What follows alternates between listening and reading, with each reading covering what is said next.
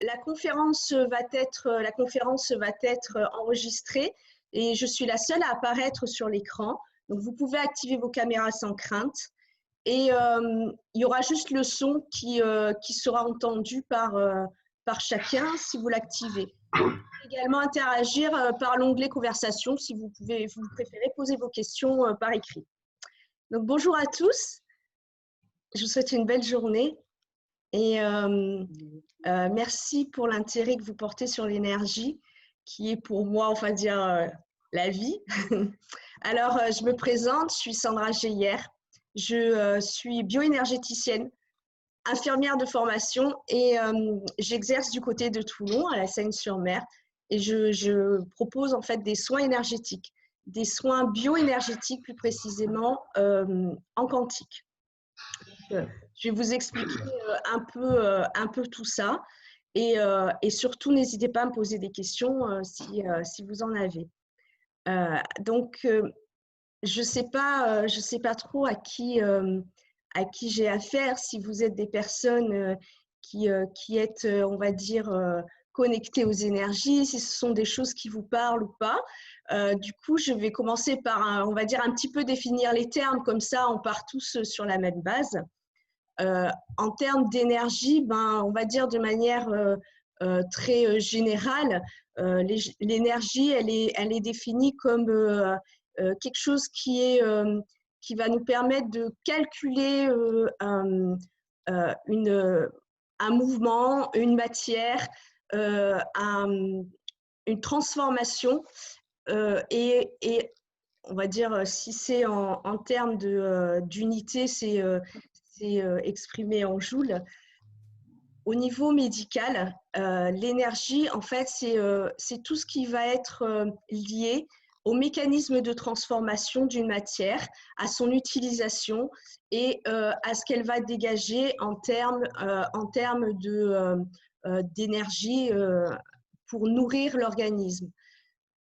Dans le monde médical, on va parler, cette énergie, elle est traitée par un champ de pratique qui est la bioénergétique, qui est en fait la bioénergétique, c'est vraiment l'étude de tous les flux des énergies qui vont nous permettre justement d'étudier tous les processus biochimiques cellulaires. Donc tout ce qui est respiration, le métabolisme, tout ce qui est thermorégulation. Et c'est l'étude en fait, l'étude de cette énergie par rapport à ce qu'elle crée, par rapport à sa manière de se transformer, parce qu'elle n'est ni détruite, en fait, l'énergie, elle est juste transformée et utilisée différemment. Dans le monde médical, on appelle ça, l'étude de la bioénergie, on appelle ça l'équilibre, l'homéostasie. Et donc, c'est vraiment permettre de connaître tout ce qui est, on va dire, en jargon plus médical, toutes les entrées et les sorties, et quelle que soit leur forme. Donc, que ce soit en termes de liquide, que ce soit en termes de solide, que ce soit à travers l'alimentation, que ce soit à travers les émotions, que ce soit vraiment à travers tout ça. La science utilise donc la bioénergétique pour comprendre le fonctionnement de l'être humain. En termes spirituels, on va dire, l'analyse bioénergétique, elle est en lien avec l'énergie vitale, avec le corps, avec l'être et avec l'esprit. C'est vraiment un parallèle que je vais faire au cours de cette conférence pour en fait prouver que dans les soins énergétiques, dans tout ce qui est quantique, il n'y a rien de complètement farfelu ou d'irréel ou quelque chose qui n'est pas, c'est pas du tout lié à la spiritualité, à la religion ou quoi que ce soit d'autre. C'est quelque chose de très terre à terre. Comment j'en suis venue là et pourquoi j'ai décidé de présenter les soins énergétiques de cette manière-là? Tout simplement parce que à travers les différentes formations que j'ai faites, j'ai commencé en faisant du Reiki, j'ai fait de la médecine chinoise pendant 4 ans, des soins quantiques. En fait, j'avais besoin, toutes ces perceptions que l'on peut développer, ces capacités que l'on peut avoir au fil du temps quand on travaille, avec l'énergie. J'avais besoin de comprendre, parce que je suis dans le médical au départ, donc, et j'avais besoin d'avoir quelque chose de très concret et de faire des recherches justement sur le monde quantique, sur la science et aller vraiment à la source. Ça m'a permis de comprendre que finalement, tout ce que je pouvais vivre, ressentir à travers mes soins et tout ce que je pouvais apporter à la personne, c'était absolument pas quelque chose d'imaginaire et que c'était au contraire quelque chose de très, très réel. Alors, pour Marie-Vonne, je sais pas, peut-être que vous avez un problème de micro sur votre ordinateur. Moi, j'ai rien changé, donc j'espère que vous allez arriver à m'entendre à nouveau par rapport à votre problématique. Donc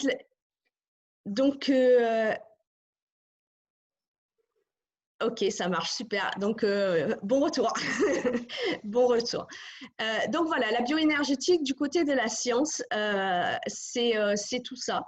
Et c'est vraiment ce qui permet de mieux comprendre le fonctionnement, on va dire, de l'organisme.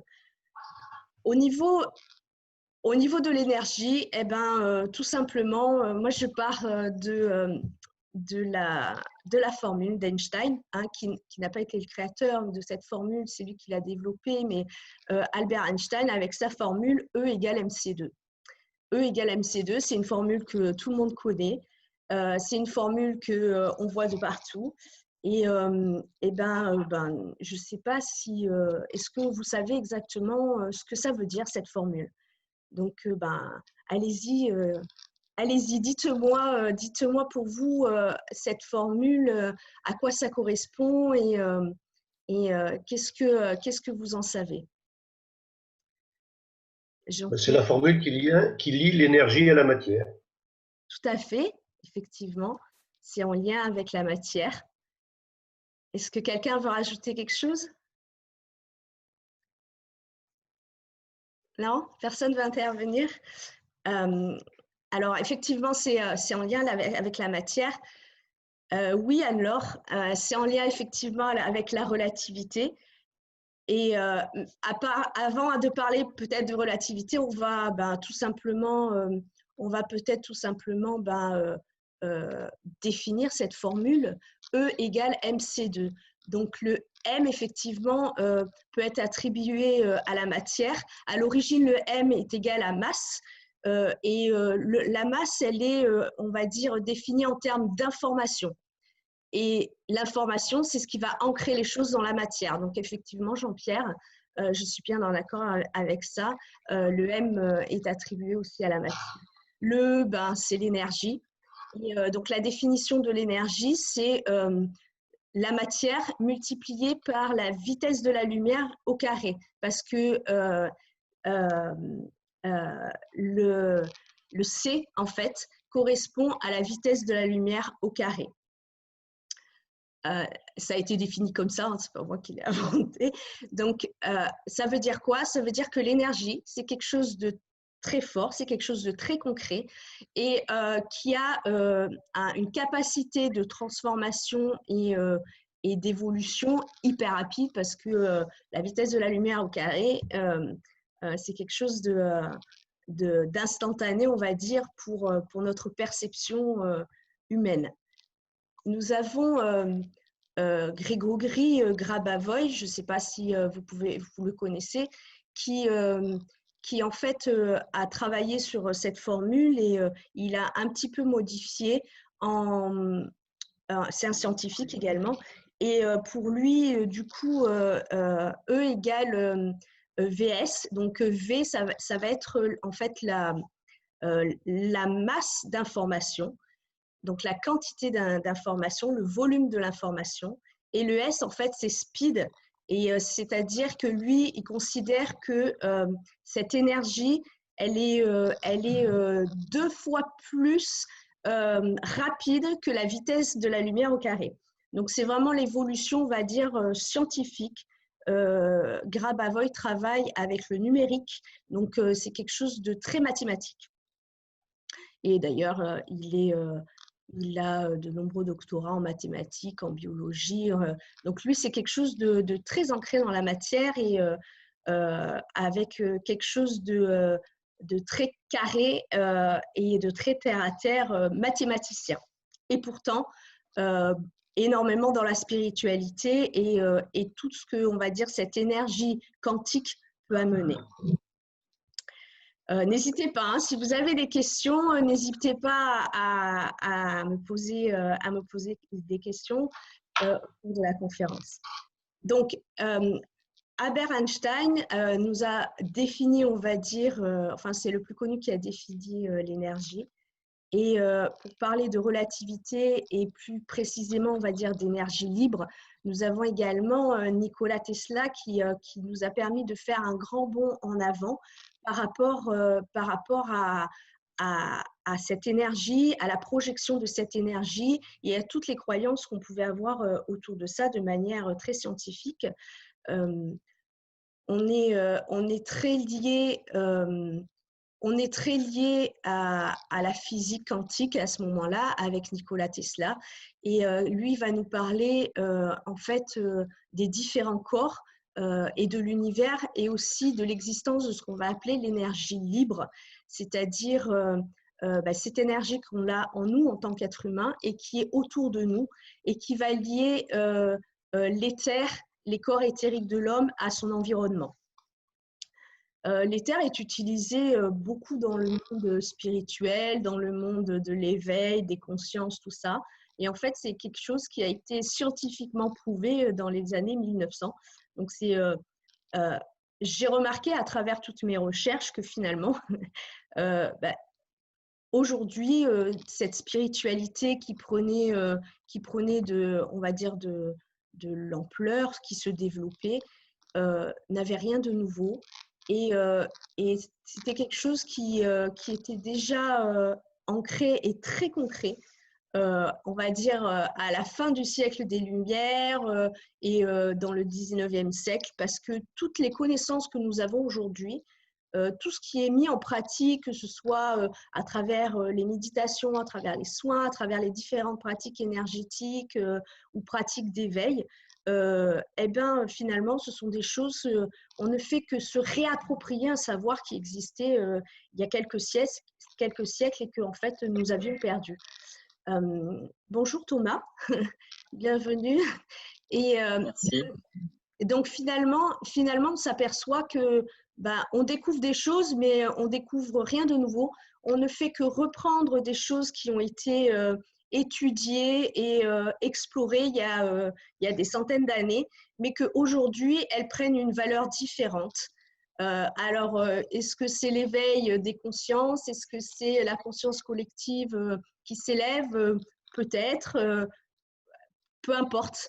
L'intérêt, c'est que voilà, nous avons accès à ces connaissances et aujourd'hui, la science s'y intéresse davantage et de plus en plus parce que il l'utilise, même si c'est de manière détournée, il l'utilise en fait au quotidien.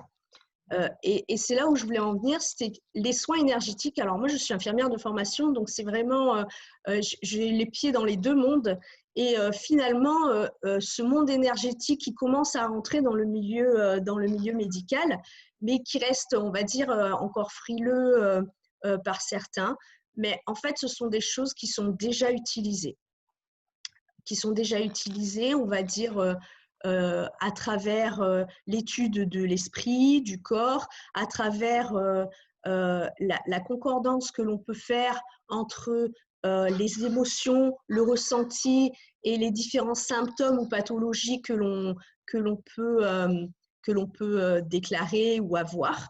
Ce lien a été fait en premier lieu, on va dire, par rapport au côté psychologique avec avec Freud et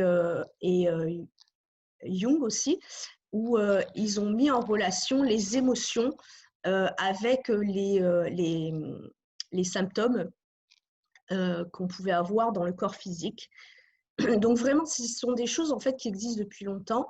Et de plus en plus, en fait, la science utilise ce monde de quantique, on va dire, à travers le rayonnement, à travers cette énergie qui rayonne.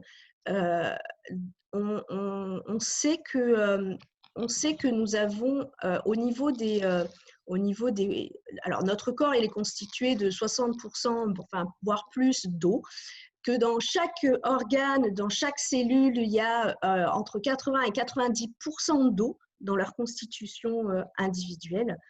Et on sait aussi que donc, dans chaque cellule, c'est ce noyau, à l'intérieur de ce noyau, il y a des récepteurs que l'on appelle les neutrinos. Et c'est à travers ces récepteurs que l'information va circuler. L'information va circuler et c'est là où on va parler de relativité ou le principe d'incertitude ou d'indétermination d'Heisenberg qui va en fait nous mettre en contact avec tout ce qui nous entoure et y compris nos pensées et l'environnement.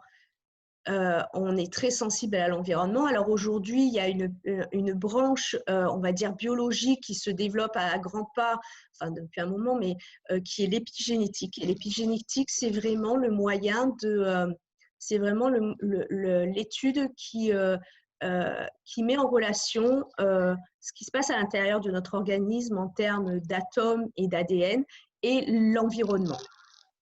J'en reparlerai un petit peu après différemment par rapport aux émotions, tout ça. Et pour en revenir en fait à la manière dont l'information va se transformer, se propager, la physique quantique a mis en évidence ce qu'on appelle les ondes scalaires. Et les ondes scalaires, comme les ondes électromagnétiques, sont utilisées dans la science, dans le monde médical, par rapport aux examens, par exemple, par rapport aux moyens ou aux techniques d'évaluation de l'état de santé. Par exemple, les scopes, où on a une courbe linéaire sur le rythme cardiaque, sur les électroencéphalogrammes. Pareil, les électroencéphalogrammes qui nous permettent d'évaluer en fait les courbes et on va dire l'activité électrique, électromagnétique, que ce soit du cœur ou du cerveau. Et finalement, on s'aperçoit que ces mécanismes, ces outils que l'on utilise dans le médical, en fait, fonctionnent sur la physique quantique. C'est-à-dire que, et donc sur l'énergie, comme on a dit tout à l'heure, la base de la bioénergétique, c'est-à-dire qu'on va utiliser une connaissance, c'est-à-dire cette énergie, on sait qu'elle existe, et on va, à travers d'outils, on va la transformer justement pour voir, avoir des informations sur son mode de fonctionnement. Et ça, en fait, ça se fait par la physique quantique, la transformation de l'information en quelque chose de visuel. Et c'est ce qui nous permet justement de pouvoir visualiser une courbe électromagnétique à travers la fonction cardiaque, la fonction neurologique ou on va dire respiratoire avec d'autres appareils. Aujourd'hui, dans le monde énergétique, il y a de plus en plus de personnes et la bioénergétique qui utilisent des instruments, des machines justement pour calculer ces énergies qu'on a à travers le corps de manière différente par rapport au rayonnement qu'elles peuvent dégager. Personnellement, je peux utiliser des outils. Personnellement, en fait, je développe cette capacité, on va dire, sans outils. Pourquoi j'ai fait ce choix? Pour 2 raisons. La première, c'est que je ne me limite pas. Donc, je me dis que tout est possible. Gandhi disait que la différence entre le possible et l'impossible se trouve dans la détermination. Donc, moi, je ne me mets pas de limites et je considère que tout ce qu'on peut percevoir, analyser à travers un instrument, on peut également le percevoir, l'analyser par rapport à notre ressenti, à notre perception. Et aussi parce que j'interviens dans le milieu médical en tant qu'énergéticienne. Je fais des soins énergétiques dans des services d'oncologie, justement, pour des personnes qui sont hospitalisées. Et en fait, je ne peux pas me permettre, dans ce milieu-là, d'apporter du matériel ou d'utiliser des outils autres que ce que je suis et mes mains, on va dire, pour traiter la personne. Et du coup, j'ai développé, ou je développe, on va dire, c'est un travail de chaque instant, je développe cette capacité pour pouvoir apporter l'harmonie, l'équilibre et la régénération, on va dire, des cellules, cette information qui peut être bloquée ou qui peut être, on va dire, dispersée. Donc, ça me permet justement, sans outils, de pouvoir travailler sur cette énergie et de la refaire circuler dans l'organisme. Je vous ai préparé un petit PowerPoint pour vous montrer, en fait, pour moi, voilà, ce que l'énergie représente. Et j'espère que vous pourrez voir les images. Je trouve ça très intéressant. Hop, alors, je vais partager mon écran. Voilà. Hop.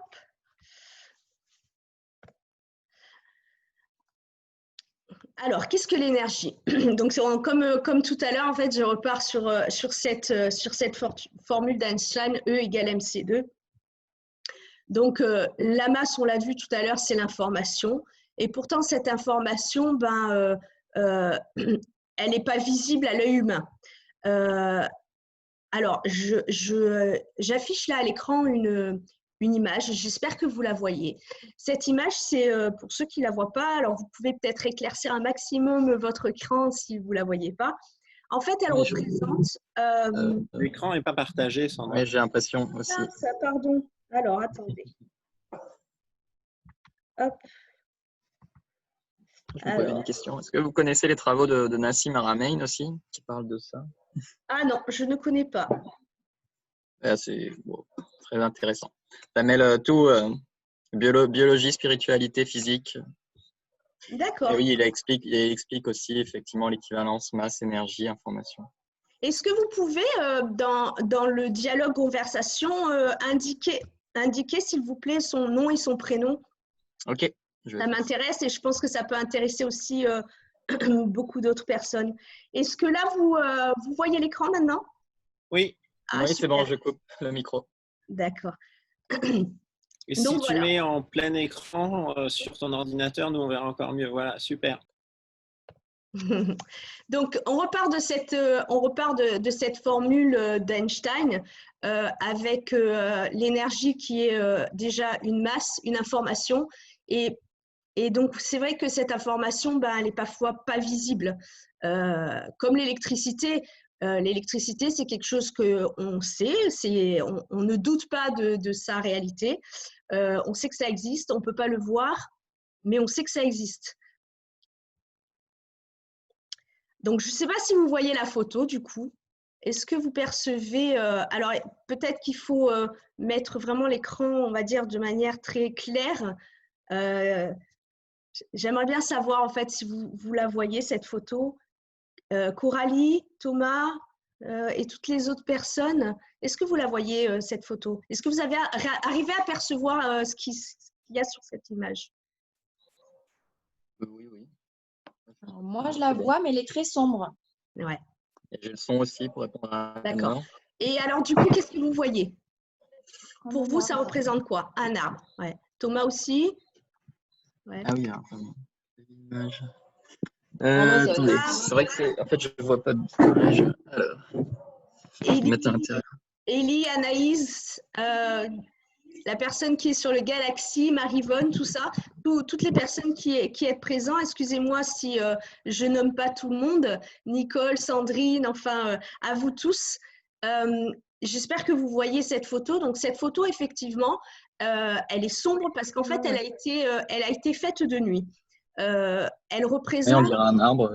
Voilà, effectivement, ça représente un arbre avec des couleurs un petit peu dans les tons jaune, beige, qui sont difficiles à percevoir parce que c'est dans l'obscurité, mais qui sont tout de même visibles. Alors bon, après, ça reste une photo. C'est vrai que selon l'écran, ça paraît peut-être pas de manière très lumineuse. Tout ça pour vous dire que même dans la nuit, quand on n'a pas de lumière, on peut percevoir des choses. Cette information, en fait, donc l'énergie, elle est associée à la lumière. Et la lumière, eh ben, c'est quelque chose d'impalpable. C'est comme l'électricité tout à l'heure. On sait que ça existe, on ne la voit pas faire forcément, on ne peut pas la toucher de manière physique, mais on sait qu'elle existe et qu'elle est là et on ne doute pas de sa réalité. Cette deuxième photo, donc je pense que vous voyez beaucoup mieux, cette deuxième photo, en fait, elle a été faite le même jour, à quelques heures d'intervalle, c'est-à-dire là, vous voyez au lever du jour. Tout à l'heure, en fait, cette photo, on voyait un halo, on va dire, de lumière dans les tons jaunes, beige, et on avait l'impression que cet arbre, il était très dense et très feuillu au niveau des branches. Et là, au lever du jour, en fait, on s'aperçoit que les feuilles sont un peu parsemées et au lever du jour, on perçoit vraiment bien les branches et beaucoup moins le feuillage. Cette information, elle est transmise donc à la vitesse de la lumière. Et sur cette troisième photo, vous voyez le même arbre, le même jour, encore à des heures décalées. Et là, vous vous apercevez que finalement, il n'y a quasiment pas de feuilles sur cet arbre. L'énergie, c'est quoi? En fait, l'énergie, c'est ça. C'est-à-dire que c'est cette chose que l'on ne peut pas forcément voir, que l'on ne peut pas forcément toucher, mais qui est une réalité. Et cette énergie, en fait, c'est tout ce qui est en nous et ce que nous dégageons et alors, on perçoit, mais pas forcément avec l'œil humain, avec la sensation, avec la perception, on va dire, que l'on affine. Et toutes ces choses, en fait, ce sont des choses qui sont accessibles à tous et que chacun d'entre vous peut percevoir de manière différente si on ne se limite pas aux 5 sens. Pour revenir, en fait, à ce flux énergétique, c'est la vie et c'est là où cette image-là est importante parce que dans la formule d'Einstein, il est parti des équations au niveau des tracés, au niveau des courbes, au niveau des différentes connaissances mathématiques et on s'est aperçu finalement avec le temps que ça correspondait au tracé électromagnétique du cœur quand on a les courbes du cœur, donc c'est la vie. Et c'était en lien direct avec l'ADN et les ondes quantiques, les ondes scalaires, pardon, qui diffusaient les informations. Alors, je vais finir. Donc finalement, cette énergie, c'est vous, c'est moi, c'est nous, et c'est vraiment ce qui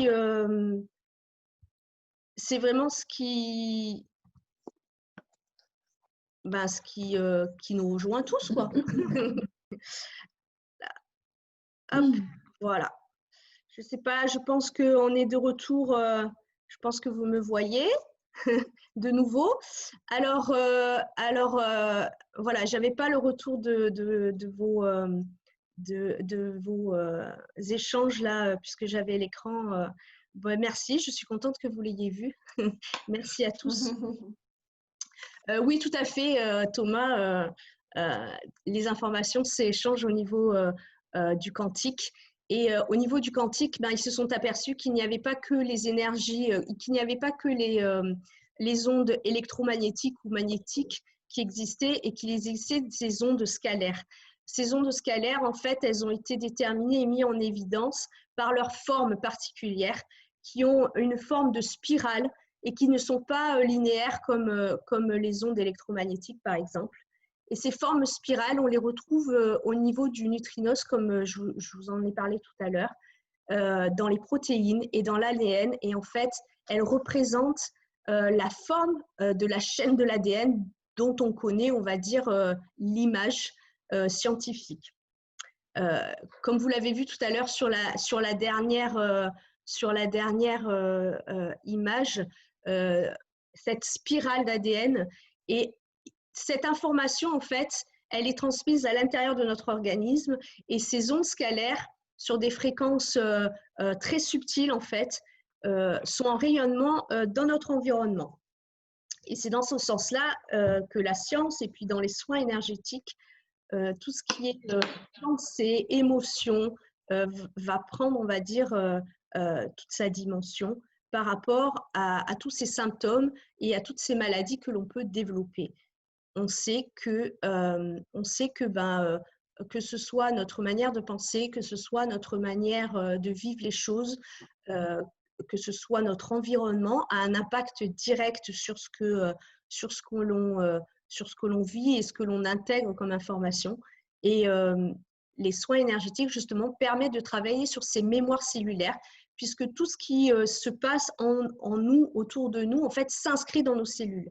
L'épigénétique, qui est une branche, on va dire, de la biologie, a prouvé et prouve encore que, contrairement à ce que l'on pouvait croire, l'ADN se transforme par rapport à ce qui se passe à l'intérieur de notre corps et cette homéostasie qu'il peut y avoir dans notre organisme, dans notre corps physique, mais que l'ADN pouvait être transformé et modifié par rapport aux informations qui étaient reçues de l'environnement, en plus de tout ce qui est pensée et émotion. Et c'est aussi pour ça que toutes ces choses axées sur le bien-être aujourd'hui, que ce soit la pensée positive, que ce soit, je sais pas, que ce soit la nourriture, que ce soit les lectures, que ce soit les pratiques qui amènent, on va dire, énergétiques ou qui amènent une zen attitude, vont permettre de modifier, en fait, notre ADN et vont permettre de modifier notre mode de fonctionnement et c'est ce qui va permettre d'apporter justement une information, on va dire lumineuse pour parler de positif ou de négatif et qui peut aller jusqu'à modifier la structure de l'ADN. Si vous voulez un peu plus de renseignements là-dessus, il y a un ouvrage sur l'homme énergétique que j'aime beaucoup, qui est simple, qui est accessible à tous. On n'a pas besoin d'être avoir des pratiques spirituelles ou autres. C'est le livre de Luc Baudin. Je vais vous mettre vous voyez, voilà. Je vais vous mettre les coordonnées là sur la conversation. C'est un ouvrage qui justement parle de l'homme en termes d'énergie. Il retrace un peu avec des références tout ce que l'énergie représente pour l'individu et tout ce qu'on peut faire justement, toute cette capacité que nous avons en nous et aussi tout ce qu'on peut générer comme blocage et comme problématique si cette énergie ne circule pas de manière harmonieuse à l'intérieur de notre organisme. Donc, je vais vous mettre les informations sur cet ouvrage, comme ça, comme l'a fait Thomas tout à l'heure, si ça vous intéresse. C'est un petit livre il n'est pas très grand, il coûte 10 €, enfin, il y a une centaine de pages, il se lit facilement, il est accessible vraiment à tout le monde. Hop, voilà, j'espère que vous avez l'info. Merci Thomas pour les informations. Je laisserai un petit peu à la fin de la conférence le temps à chacun de prendre les informations si vous voulez noter tout ça. Alors, est-ce que vous avez des questions par rapport à tout ça? avant que je continue un petit peu sur les soins énergétiques et la pratique que je peux… non, vous n'avez pas de questions?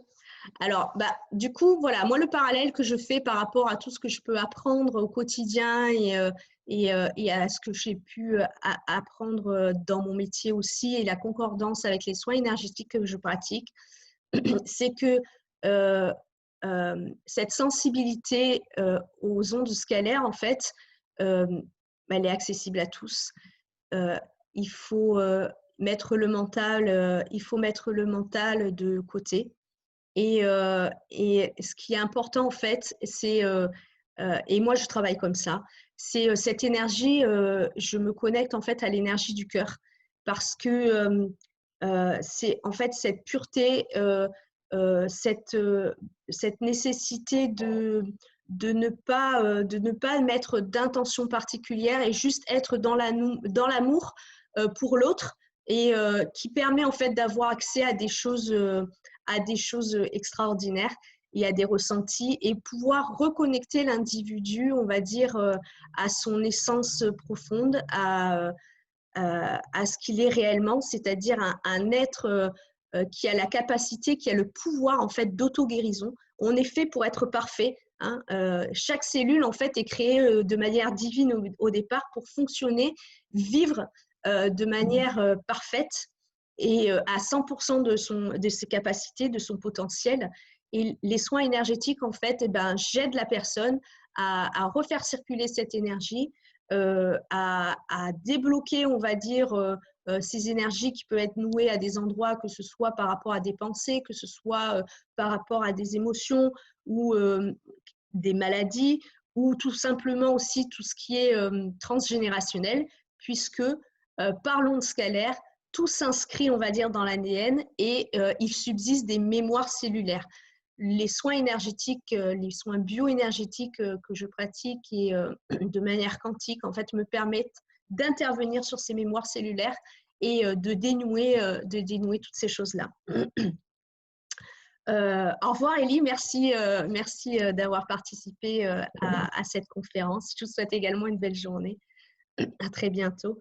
Je vais vous transmettre mes coordonnées si vous avez envie d'échanger, si vous êtes intéressé, si vous voulez un peu plus d'informations sur, on va dire, des références historiques. Je vous mets le lien de mon site sur lequel j'explique un peu plus en détail et de manière, on va dire, plus historique, cette bioénergétique, ce monde quantique. Et si vous voulez me contacter, n'hésitez pas. Vous avez mes coordonnées. Et si vous avez d'autres infos comme Thomas à nous transmettre par rapport à des références ou des choses comme ça, un grand merci. Et surtout, n'hésitez pas. À nous transmettre ces informations. Moi, je suis toujours preneuse. C'est toujours très intéressant de pouvoir échanger et se renseigner et trouver de nouvelles formations ou de nouvelles informations sur ce monde quantique et tout ce qui s'y rattache. J'ai une question. Est-ce que vous pratiquez des soins à distance? Est-ce que vous savez comment ça fonctionne? Tout à fait. Tout à fait. Alors, je pratique des soins à distance. Hein. C'est justement le principe, on va dire, des soins quantiques. Hein. Dans le quantique, il y a l'espace-temps. Le temps et l'espace est différent. Ça n'existe pas, en fait. Il n'y a pas de limite. Et du coup, simplement pour être sûr que je sois connectée à la bonne personne, je demande à ce que… je demande à ce que la personne m'envoie son nom, son prénom, sa date de naissance. Si ça se fait à distance, j'aime bien avoir un échange visuel, donc ou par Messenger, ou par, on va dire, Skype, pour voir la personne et savoir si elle a des questions et ce qu'elle recherche dans ce soin. Et ensuite, je fais le soin, j'envoie un mail avec tout ce que j'ai pu ressentir et si la personne en éprouve le besoin ou a besoin d'échanger sur ce ressenti à elle, on se recontacte par téléphone pour échanger là-dessus. Que ce soit à distance ou en présentiel, les soins énergétiques ont la même efficacité. Alors, c'est vrai que moi, j'ai fait plusieurs pratiques, plusieurs techniques. Je fais également le barrage du feu. Et dans mes soins, en fait, c'est vraiment un ensemble, un mélange de tout ce que j'ai appris, toute mon expérience et qui est uni dans un même soin. Donc, tous les soins sont uniques, en fait. C'est-à-dire, c'est vraiment lié à la personne et à l'instant, enfin, au moment présent, quand le soin se fait. Et après, après, on travaille, en fait, sur ce que la personne va me demander au départ. Mais ça ne veut pas dire que pendant le soin, je vais travailler sur ce que la personne m'a demandé.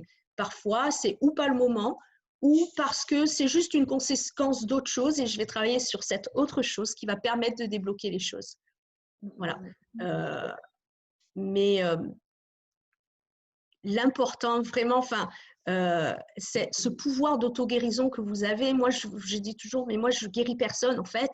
Je suis un électricien, je vérifie les circuits électriques, je vérifie l'installation, je reconnecte tout, mais après, c'est à vous d'appuyer sur l'interrupteur pour allumer la lumière ou pas, quoi. Et ce pouvoir, c'est vous qui l'avez. Moi, je vous aide juste à retrouver le chemin, justement, mais c'est vous qui faites tout le travail. Je suis, on va dire, une facilitatrice, tout simplement. Et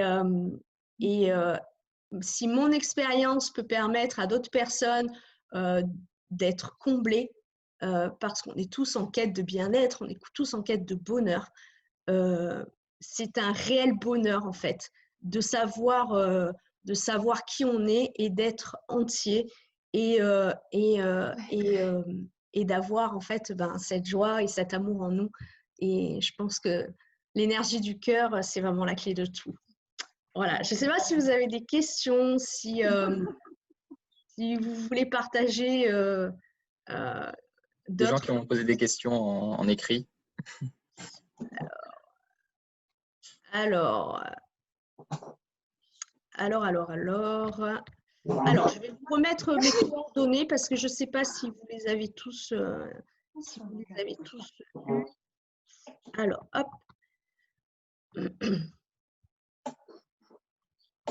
Hop, hop, hop. Alors, hop. Excusez-moi, ça prend un peu de temps.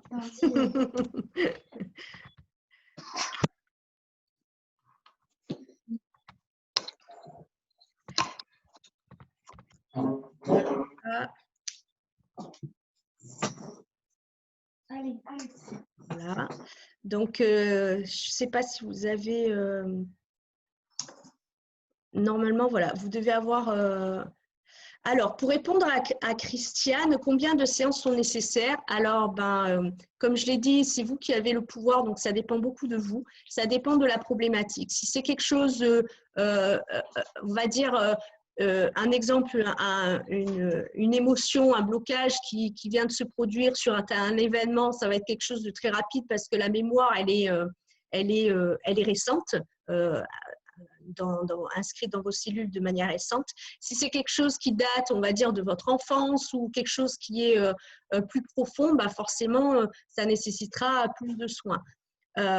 Mais c'est vraiment dépendant de l'individu. Je vous donne un exemple concret parce que je pense que c'est mieux pour voir. Je travaille sur les enfants. En général, les enfants, quelle que soit la problématique, j'ai eu des enfants qui venaient parce qu'ils avaient 4 ans et ça fait 4 ans qu'ils ne dormaient pas, parce qu'ils avaient des troubles digestifs et je les ai vus une fois. Alors, je demande toujours un deuxième soin pour voir la stabilité des choses et tout, mais un soin, c'était suffisant. J'ai une personne qui est venue me voir. Elle était dépressive depuis 20 ans. Et aujourd'hui, elle était encore plus angoissée et elle en fait, elle sentait qu'il fallait qu'elle augmente le traitement. Elle n'en pouvait plus. Elle voulait arrêter tout ça. Et on s'est vu 5 fois, en fait, 5 séances. 5 séances. Alors, en général, les séances sont espacées de 3-4 semaines en fonction des personnes, mais en général, c'est rare que ce soit moins de 3 semaines, ou alors c'est qu'il y a vraiment un événement aigu et qu'il faut traiter, on va dire, comme un traumatisme ou une blessure urgente. Et donc, on s'est vu 5 fois. Ça a duré, on va dire, 6 mois. 5 séances. En 5 séances, elle a arrêté son traitement. Elle est bien, elle est heureuse. Alors, c'est pas forcément, tout n'est pas réglé d'un coup, hein.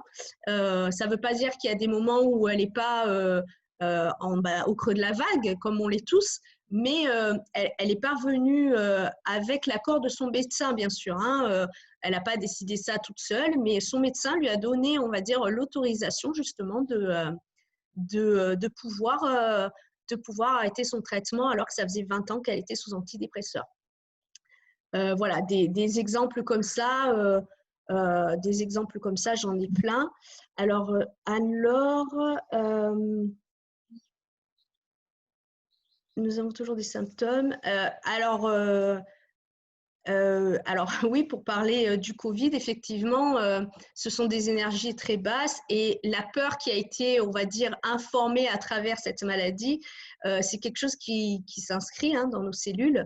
Et la fatigue et tous ces symptômes, ben, en fait, sont liés à une baisse du taux énergétique vital souvent et à ces peurs ou ces angoisses qui ont été générées. Donc,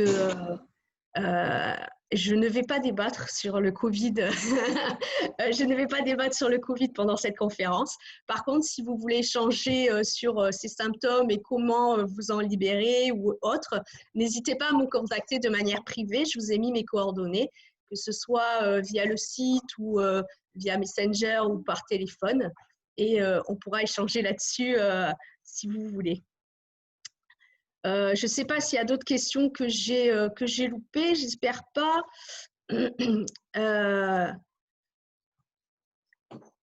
Je vous remercie, je pense que je vous remercie pour votre présence, pour votre écoute. J'espère que ça a répondu aux questionnements que vous pouviez avoir.